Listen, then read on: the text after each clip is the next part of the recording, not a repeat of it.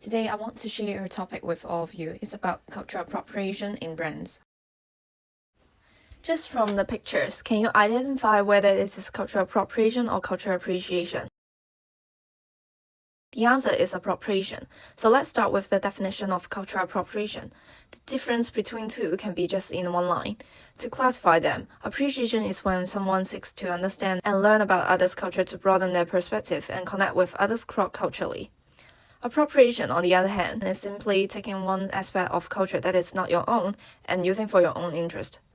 Appropriation could mean purchasing a piece of jewelry or clothing that has important cultural significance for the culture, but only wearing for fashion purposes, or even just for the like counts on social media.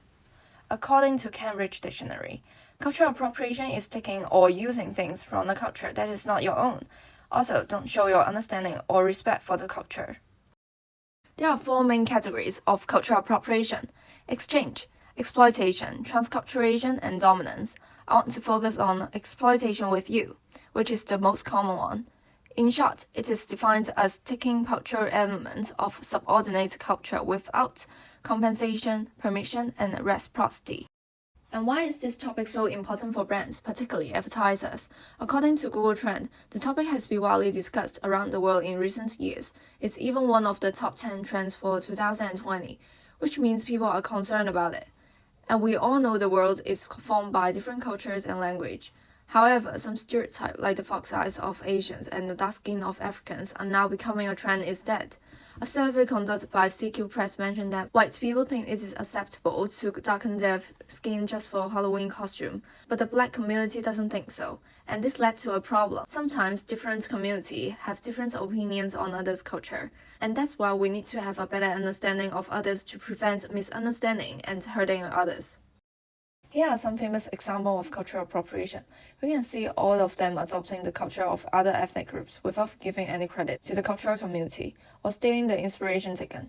They all had the same problem. They use other cultures to start new trends and gain profit from it. Of course, we need people to promote culture.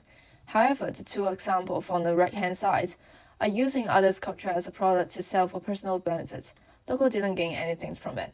And the two on the left-hand side are using others' culture without noticing that the costume served as an important symbol for the ethnic groups, or even about their beliefs.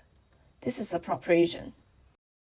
Now we know why we need to pay attention to cultural appropriation, but how can we avoid it?